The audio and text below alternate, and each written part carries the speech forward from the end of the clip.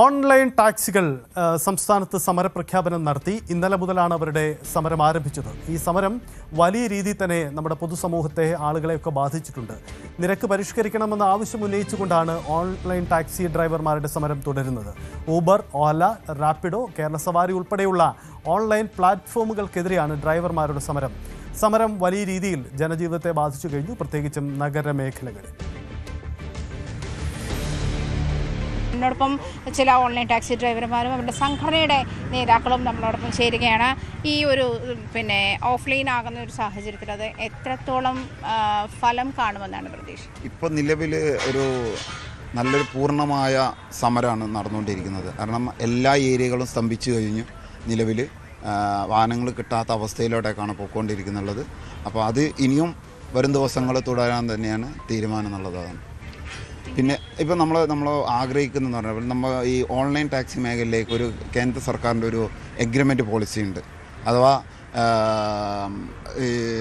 ഈ എഗ്രിമെൻ്റ് വഴി നമുക്ക് കൊടുക്കുന്നത് വെച്ച് കഴിഞ്ഞാൽ അഗ്രിഗേറ്റർ പോളിസി എന്നാണ് പേര്. അപ്പോൾ ഈ അഗ്രിഗേറ്റർ പോളിസിയിൽ സർക്കാർ കേന്ദ്ര ഗവൺമെൻറ്റാണ് ഈ അഗ്രിഗേറ്റർ പോളിസി കൊണ്ടുവന്നിരിക്കുന്നത്. അത് ഓരോ സംസ്ഥാനത്തും ഓരോ രീതിയിൽ നടപ്പിലാക്കാൻ എന്ന ഭേദഗതി വരുത്താനുള്ള എല്ലാ അവകാശവും അതാത് സംസ്ഥാന സർക്കാരുകൾക്കുണ്ട്. ഇപ്പോൾ ഡൽഹിയിൽ നിന്നാണ് ഈ അഗ്രിഗേറ്റർ പോളിസി ഉണ്ടാകുന്നത്. അവിടെ ഉള്ള പെട്രോളിൻ്റെ വിലയെല്ലാം കേരളത്തിലേക്ക് വരുമ്പോൾ അവിടെ 90 ആണെങ്കിൽ കേരളത്തിൽ ഇവിടെ നോക്കുമ്പോൾ 110, 115 ആയി കിടക്കണം.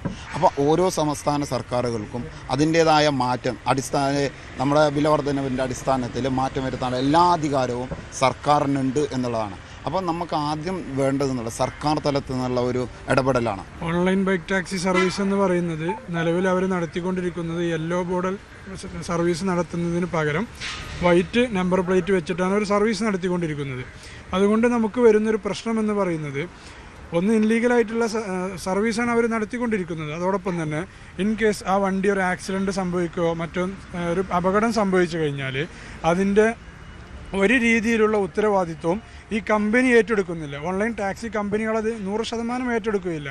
അതിന് തെളിവാണ് നമ്മുടെ തൊട്ടടുത്ത ദിവസങ്ങളിൽ ബാംഗ്ലൂർ വെച്ച് ആക്സിഡൻ്റായി കോഴിക്കോട് സ്വദേശിയായ ഒരു കുട്ടി ആക്സിഡൻ്റായി അത്യാസന്ന നിലയിൽ ബെഡ് റെസ്റ്റിൽ കിടക്കുകയാണ്. പക്ഷേ അതിൻ്റെ ഒരു ഉത്തരവാദിത്വവും കമ്പനി ഏറ്റെടുക്കുന്നില്ല. നെക്സ്റ്റ് സ്റ്റെപ്പ് എന്ന് പറഞ്ഞ ഒരു സംഭവമില്ല. ഞങ്ങൾ അനിശ്ചിതകാല സമരമായിട്ട് മുന്നോട്ട് പോകുക എന്നുള്ളതാണ്. ആദ്യമായി ഇങ്ങനെ യൂബറിനെ മാത്രം ആശ്രയിച്ച് ജീവിക്കുന്ന ഡ്രൈവേഴ്സും ഇല്ലേ? എല്ലാ ഡ്രൈവർമാരും ഇതിനോട് ഒരുമിച്ചാണ്. ഇനിയിപ്പോൾ ഭാവിയിൽ നമ്മളായിട്ട് കമ്പനികൾ നമ്മളുടെ ഡിമാൻഡ് അംഗീകരിച്ചില്ലെങ്കിൽ നമ്മൾ ഈ സമരം വേറൊരു രൂപത്തിലേക്ക് കൊണ്ടുപോകും. അതിനിപ്പോൾ നാളെ ഞങ്ങൾ എല്ലാ യൂണിയനുകളുമായിട്ട് ചർച്ച ചെയ്തിട്ട് അതിനുള്ള തീരുമാനങ്ങൾ എടുക്കും. നമ്മുടെ തൊഴിലാളികളെ ബാധിക്കാത്ത രീതിയിൽ ഇത് കൊണ്ടുപോകുന്നതാണ്. പിന്നെ കഴിഞ്ഞ സർക്കാരിനും നമ്മൾ 10 വർഷമായിട്ട് നിവേദനങ്ങളും എല്ലാ കാര്യങ്ങളും കറക്റ്റായിട്ട് സമർപ്പിച്ചിട്ടുള്ളതാണ്. ഈ CATU യൂണിയൻ അവരുടെ പാർട്ടി ആണല്ലോ, അവർ പോലും ഒരുപാട് ശ്രമിച്ചിട്ടുള്ളതാണ്. അപ്പോൾ കഴിഞ്ഞ സർക്കാർ ഇതിനെക്കുറിച്ച് പഠിച്ച് കാര്യങ്ങൾ തീരുമാനമായപ്പോഴത്തേക്ക് ഇപ്പോൾ അവർ ഇറങ്ങി. ഇപ്പോൾ പുതിയ സർക്കാർ വന്നിട്ടുണ്ട്. അവരിൽ നമുക്ക് പൂർണ്ണമായിട്ട് പ്രതീക്ഷയുണ്ട്. അവരും നമ്മുടെ ഈ പാവപ്പെട്ട തൊഴിലാളികളുടെ വിഷയങ്ങളിൽ അവർ ഒരു പരിഗണന ഉണ്ടാവുമെന്ന് തന്നെയാണ് നമ്മളെല്ലാവരും പ്രതീക്ഷിക്കുന്നത്. എന്തായാലും സമരം തുടരുകയാണ്. സാധാരണക്കാരായ ആളുകളെ വല്ലാതെ ബാധിക്കുമെന്നുള്ള കാര്യം ഉറപ്പാണ്. എന്തായാലും ഇവരുടെ ആവശ്യങ്ങൾ മുൻനിർത്തി സർക്കാരായാലും ഇവരുടെ കമ്പനികളായാലും ഇവരുടെ ആവശ്യങ്ങൾ മുൻനിർത്തിയുള്ള തീരുമാനങ്ങൾ കൈക്കൊള്ളുമെന്നാണ് ഇവരുടെ പ്രതീക്ഷ.